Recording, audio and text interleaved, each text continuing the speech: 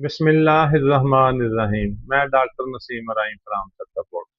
अच्छा दोस्तों, ਜਿਹੜੀ ਸਾਡੀ ਅੱਜ ਦੀ ਰੈਮਡੀ ਆ ਨਾ, ਫਲਸਾ ਟੀਲਾ ਬੜੀ ਬਾਕਮਾਲ ਰੈਮਡੀ ਆ। ਵੈਸੇ ਤੇ ਬਹੁਤ ਸਾਰੀਆਂ ਬਿਮਾਰੀਆਂ 'ਚ, ਔਰਤਾਂ ਦੇ ਮਰਾਜ਼ 'ਚ, ਮਿਹਦੇ 'ਚ, ਕਾਫੀ ਸਾਰੇ ਮਰਜ਼ਾਂ 'ਚ ਇਹ ਦਵਾਈ ਇਸਤੇਮਾਲ ਕੀਤੀ ਜਾਂਦੀ ਆ। ਮਗਰ ਸਰ ਜਿਹੜੀ ਸਾਡੀ ਅੱਜ ਦੀ ਅਲਾਮਤ ਆ ਨਾ, ਜਿਸ ਅਲਾਮਤ ਦੀ ਅਸੀਂ ਦਵਾ ਦੱਸਣੀ ਆ, ਇਹ ਬੜੀ ਆਮ ਜੀ ਅਲਾਮਤ ਆ ਜਿਹਦੇ ਵਾਸਤੇ ਲੋਕ ਪੇਨ ਕਿਲਰ ਬਹੁਤ ਜ਼ਿਆਦਾ ਖਾਂਦੇ ਨੇ। ਮਰਦ, ਖਾਸ ਤੌਰ ਤੇ ਔਰਤਾਂ ਸਿਰ ਦਰਦ ਦਾ ਬਹੁਤ ਸ਼ਿਕਾਰ ਹੁੰਦੀਆਂ ਨੇ। ਸਿਰ ਦਾ ਦਰਦ ਜ਼ਿਆਦਾਤਰ ਔਰਤਾਂ ਸ਼ਿਕਾਇਤ ਕਰਦੀਆਂ ਨੇ ਕਿ ਜੀ ਮੇਰੇ ਸਿਰ 'ਚ ਬਹੁਤ ਦਰਦ ਆ, ਔਰ ਅਕਸਰ ਮਰਦਾਂ ਨੂੰ ਵੀ ਹੋ ਜਾਂਦਾ ਹੈ।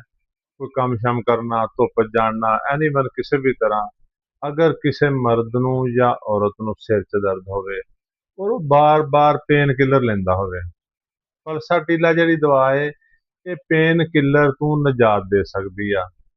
ਬਲਕਿ ਇਹ ਤੇ ਤੁਸੀਂ ਘਰ 'ਚ ਰੱਖ ਸਕਦੇ ਹੋ।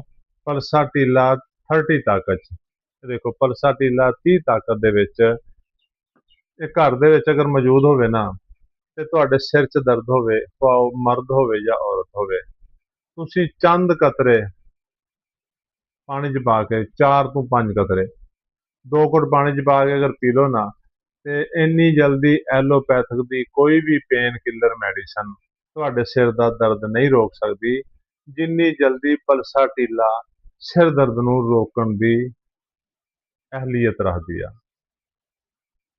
ਐਵੇਂ ਜ਼ਿਆਦਾ ਤੋਂ ਜ਼ਿਆਦਾ 2 ਮਿੰਟ ਸਿਰ ਦਾ ਦਰਦ ਠੀਕ ਹੋ ਜਾਏਗਾ ਔਰ ਤੁਸੀਂ ਸਿਹਤਮੰਦ ਹੋ ਜਾਓਗੇ।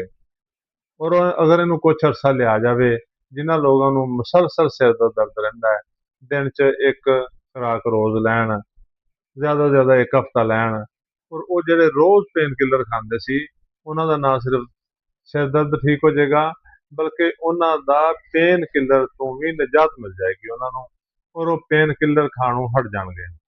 ਯਾਨੀ ਪਲਸਾਟੀਲਾ ਇੱਕ ਐਸੀ ਦਵਾ ਹੈ, ਇੱਕ ਐਸੀ ਰੈਮਡੀ ਆ ਜਿਹੜੀ ਸਿਰ ਦਰਦ ਨੂੰ ਵੀ ਠੀਕ ਕਰਨ ਦੀ ਸਲਾਹੀਅਤ ਰੱਖਦੀ ਆ, ਔਰ ਇਸ ਹੱਦ ਤੱਕ ਰੱਖਦੀ ਆ ਕਿ ਚੰਦ ਦਿਨ ਦੇ ਵਿੱਚ ਦਰੀਨਾ ਤੋਂ ਦਰੀਨਾ ਸਿਰ ਦਰਦ ਨੂੰ ਠੀਕ ਕਰ ਦਿੰਦੀ ਆ।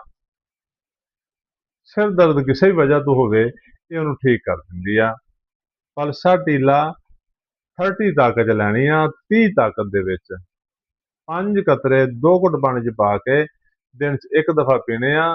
ਅਗਰ ਸ਼ਿੱਦਤ ਤੇ ਮਰਜ਼ ਹੋਵੇ, ਅਰਸੇ ਦਰਾਜ਼ ਤੋਂ ਮਰਜ਼ ਹੋਵੇ, ਤੇ 5 ਕਤਰੇ ਸੁਬਹ, 5 ਸ਼ਾਮ 2 ਘੁੱਟ ਪਾਣੀ 'ਚ ਪਾ ਕੇ ਚੰਦ ਦਿਨ ਤੱਕ ਇਸਤੇਮਾਲ ਕਰੋਗੇ ਤੇ ਤੁਸੀਂ ਦੇਖੋਗੇ ਕਿ ਤੁਹਾਡਾ ਸਿਰ ਦਰਦ ਮੁਕੰਮਲ ਤੌਰ ਤੇ ਠੀਕ ਹੋ ਗਿਆ ਹੈ, ਔਰ ਦੁਬਾਰਾ ਤੁਹਾਨੂੰ ਕੋਈ ਵੀ ਪੈਨਾਡਾਲ, ਪੈਰਾਸੀਟਾਮੋਲ ਜਾਂ ਐਨੀਮਲ ਕੋਈ ਵੀ ਪੇਨ ਕਿਲਰ, ਡਿਸਪਰੀਨ ਵਗੈਰਾ ਲੈਣ ਦੀ ਜ਼ਰੂਰਤ ਨਹੀਂ ਪਈ, ਔਰ ਤੁਹਾਨੂੰ ਇਹ ਮੁਕੰਮਲ ਤੌਰ ਤੇ ਸਿਹਤਯਾਬ ਕਰ ਦਿੱਤਾ ਇਹਨੇ, ਔਰ ਤੁਸੀਂ ਬਿਲਕੁਲ ਠੀਕ ਹੋ ਗਏ ਹੋ। ਤੇ ਦੋਸਤੋ, ਸਾਡੀ ਵੀਡੀਓ ਨੂੰ ਲਾਈਕ ਤੇ ਸ਼ੇਅਰ ਕਰ ਲਿਆ ਕਰੋ ਤਾਂ ਕਿ ਵੀਡੀਓ ਹੋਰ ਲੋਕਾਂ ਤੱਕ ਪਹੁੰਚੇ ਔਰ ਉਹਨਾਂ ਦਾ ਫਾਇਦਾ ਹੋਵੇ। ਸਾਡੇ ਅਕਾਊਂਟ ਨੂੰ ਫਾਲੋ ਕਰ ਲਓ ਤਾਂ ਕਿ ਤੁਹਾਡਾ ਔਰ ਸਾਡਾ ਰਾਬਤਾ ਰਹੇ। ਦੋਸਤੋ, ਹਰ ਚੀਜ਼ ਸਕਰੀਨ ਤੇ ਮੈਂਸ਼ਨ ਹੁੰਦੀ ਆ, ਦਵਾਈ ਦਾ ਨਾਮ ਮੈਂਸ਼ਨ ਹੁੰਦਾ ਹੈ, ਤਰੀਕਾਕਾਰ ਅਸੀਂ ਦੱਸਦੇ ਹਾਂ। ਇਸ ਦੇ ਬਾਵਜੂਦ ਵੀ ਲੋਕ ਕਈ ਮੈਸੇਜ ਕਰ ਦਿੰਦੇ ਆ, ਡਾਕਟਰ ਸਾਹਿਬ ਦਵਾਈ ਲਿਖ ਦਿਓ, ਡਾਕਟਰ ਸਾਹਿਬ ਤਰੀਕਾਕਾਰ ਦੱਸ ਦਿਓ। ਬਈ ਵੀਡੀਓ ਨੂੰ ਗੌਰ ਨਾਲ ਦੇਖ ਲਿਆ ਕਰੋ, ਵੀਡੀਓ ਪੂਰੀ ਦੇਖਿਆ ਕਰੋ ਤਾਂ ਕਿ ਤੁਹਾਨੂੰ ਸਮਝ ਆ ਸਕੇ। ਸ਼ੁਕਰੀਆ, ਅੱਲਾ ਹਾਫਿਜ਼।